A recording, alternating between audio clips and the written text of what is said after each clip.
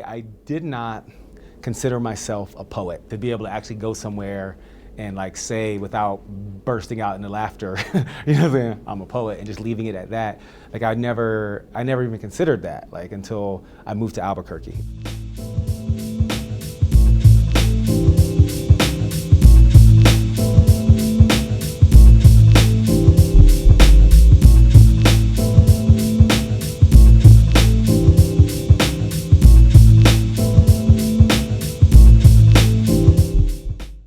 There was a discussion kind of right after the second inauguration of President Barack Obama, and it was when Richard Blanco was the inaugural poet.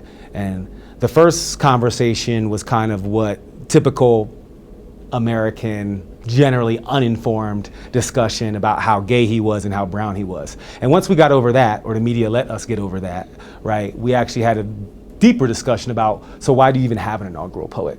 Does poetry even matter? Government in it for money, we just in it for logic. Hemp is again past corn is the #2 cash crop in America. Ask anyone who made it through college how much more time they'd have to study if they could legally find it. An injustice system is what we've gotten. Because if we would have picked hemp, they could have picked their own cotton. An injustice system is what we've gotten. Because if we would have picked hemp, they could have picked their own cotton.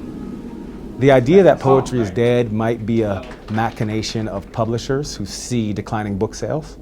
It could be a machination of poets who have to work other jobs to make a living anymore because no one's like paying you to come out and perform. Like I'm not getting paid Kanye money to go perform, right? You know what I'm saying? Like, you know, but if we take money out of the equation and we judge it on how many people are actually reading poetry nowadays, I would argue that more people than ever are reading poetry. Now, if you sit in front of your Facebook for more than 10 minutes, 3 poems or 3 pieces of poems have come in front of your eyes, whether you want it to or not. Like a Black Sabbath, you had a voice that would make God rest on the 7th day.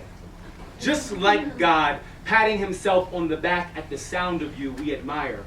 Stare at you like our own reflection spidered in the mirror. Hung over because our Sunday kind of love didn't quite make it past Saturday night. Fractured. Leaving us with questions. Questions like, why can't I sing like that?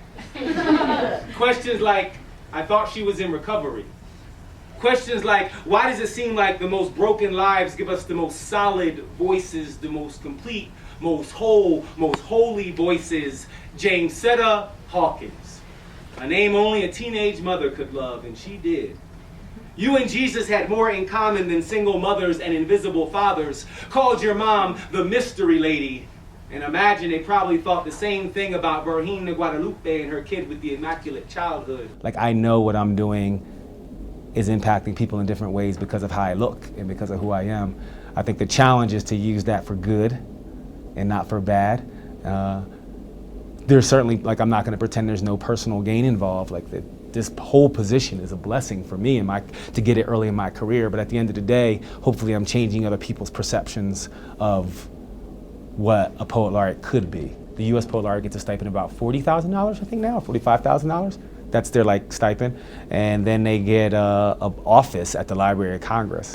Albuquerque Poet Laureate gets $2,000 for a 2-year term, and so my job is to leverage the office to kind of help augment my income. The last real job, as my parents would call it, I held was when I was the communications director at Media Literacy Project, and that was a year ago now. So for the past year, I've been making a living off of my poetry performances, mixed with lots of educational work, a lot of work in high schools and detention centers and jails and elementary schools. I was the poet in residence at my son's pre-K, which was awesome because, I don't know, 4 and 5 and 6-year-olds doing poetry is just pretty awesome. Like, you think my imagination is messed up, their imagination is crazy. Like to me, like that's really the bigger hurdle, is that I'm not from Albuquerque and they've taken me in like I am, like I'm their adopted son. And yeah, I don't even know what to do with that. I love Albuquerque. So.